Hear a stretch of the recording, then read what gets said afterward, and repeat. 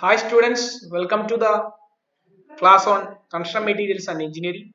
Today we will discuss about the non-ferrous metals. Last class we discussed about the ferrous metals in detail. So what are the non-ferrous metals? That is aluminum, copper, lead, zinc and titanium. So what are the basic? We will have only the properties and uses to study in your syllabus. So I will explain only the properties and uses. Aluminum, as you know, it conducts heat and electricity. So only it is used in electric lines. Silver white metal with a bluish tinge and it exhibits bright luster on a freshly broken structure. Okay, it's a broken structure and a bright luster. It's a glowing feature. That is, shining is known as luster. So a freshly broken structure, silvery white metal with a bluish tinge. So it exhibits bright luster. It is shiny on a freshly broken structure. Okay, then it is non-magnetic, does not having a magnetic property, rarely attacked by nitric acid or any organic acids or water, highly resistant to corrosion, lightweight, malleable, ductile, very soft, melting point 660 degrees Celsius, then boiling point 2056 degrees Celsius. That is boiling point, right? Then aluminum, the properties of aluminum, it is having high toughness. It's an property to absorb the energy and high tensile strength. Then it can be structured. The tensile strength is very high and dissolves in hydraulic acid.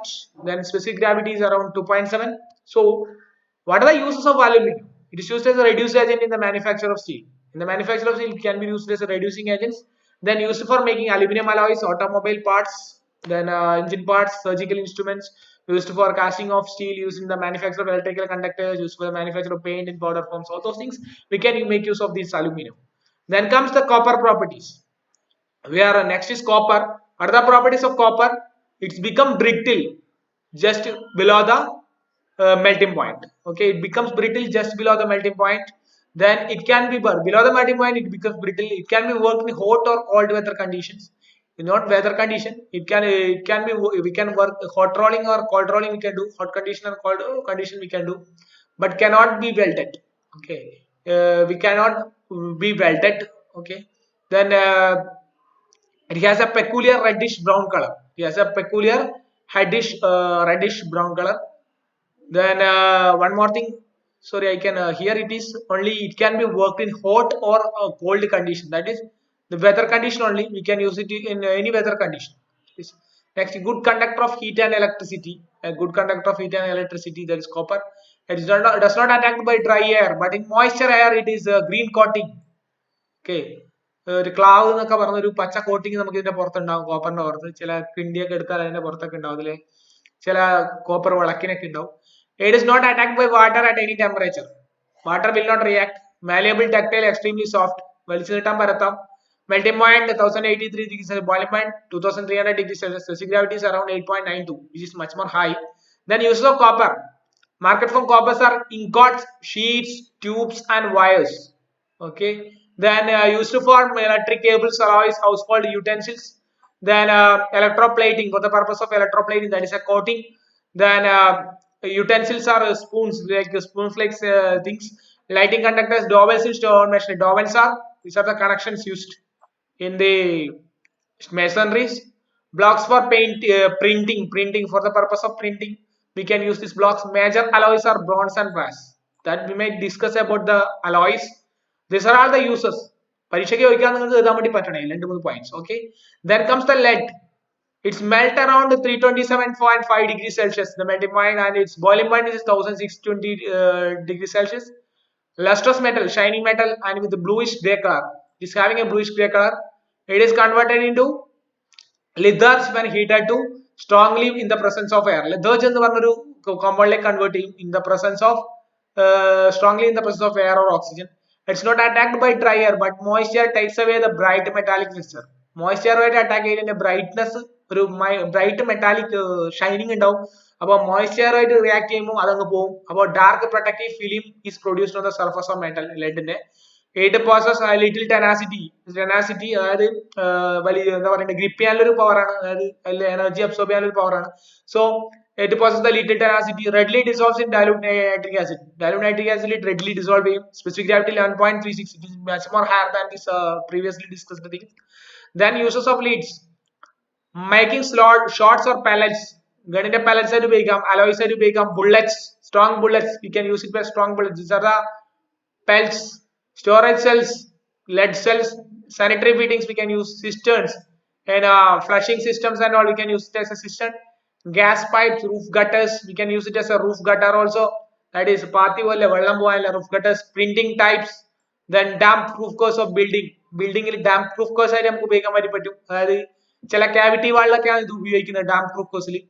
Cable coverings, then preparation of lead oxide in paints ൽ നമ്മൾ lead oxide ഉപയോഗിക്കുന്നുണ്ട്, അപ്പൊ അതിലും ഉപയോഗിക്കാൻ വേണ്ടി പറ്റും, അതൊക്കെയാണ് uses of lead പറഞ്ഞത്. Then comes sink. Next comes sink. Sink is a greenish white flame when strongly heated in air. അപ്പോൾ സിങ്ക് ഒരു വൈറ്റ് ഫ്ലെയിം ആണ്, ഗ്രീനിഷ് വൈറ്റ് ഫ്ലെയിം ആണ് തരുന്നത് എയറിന്റെ പ്രസൻസിൽ ഹീറ്റ് ചെയ്താൽ. It may be drawn into wires and roll between temperature range of 100 മുതൽ 150 degree വരെ ചൂടാക്കിയാൽ നമുക്ക് വയറായിട്ട് ഷീറ്റ് ആയിട്ട് നമുക്ക് മാറ്റാൻ വേണ്ടി പറ്റും. Melting point 419.4 degree Celsius, boiling point 150 degree Celsius ആണ്. Bluish white metal, it's a brittle at ordinary temperature, good conductor of heat and electricity, does not affect by dry air, it's not does affect by pure water, resists corrosion well, it acts as a coating, specific gravity of 7.14, harmfully attacked and ultimately destroyed by acid, hot weather and sea water. Okay, harmfully attacked and ultimately destroyed by acid. Acid കൊണ്ട് ഒരു destruction ഉണ്ടാവാൻ chance ഉണ്ട്, അതുപോലെ acid in hot weather and sea water. Okay. Then is uses electric cell. It can be used as electric cell. Galvanizing. Galvanizing is a process of providing some coatings. In preparation of alloys, we can use it. In preparation of paints, we can use. Zinc has a great value as a protective covering to our inbox. As you know, corrosion may taken off the iron. So, as a protective coating, we can use the zinc. Plain and corrugated sheets, we can use iron vessels, etc. As a lining to drinking water storage tanks. As a lining to drinking water storage tanks, we can use the silver coating. So there also we can use it. Then we are going for alloys. As we know, a pure metal of X and a pure metal of Y, pure metal of Y, if they are combining each other, we'll getting an alloy. If we are getting two metals, mixture of two or more metal, right? So first we are going for aluminum alloy. Aluminum has four alloys: duralumin, aluminum bronze, aldural, and Y alloy. Duralumin is mostly used in aircraft components. This may be questions that may be asked in PSC point of view.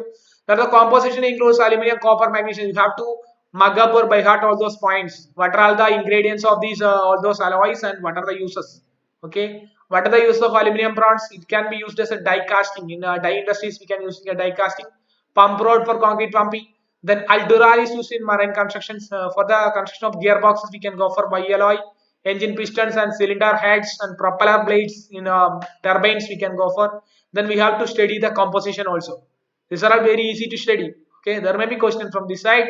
So we are going for the copper alloys. Copper alloys, there are two types of copper alloys, that is brass and bronze. As the name suggests, bronze consists of 90% copper and 10% tin.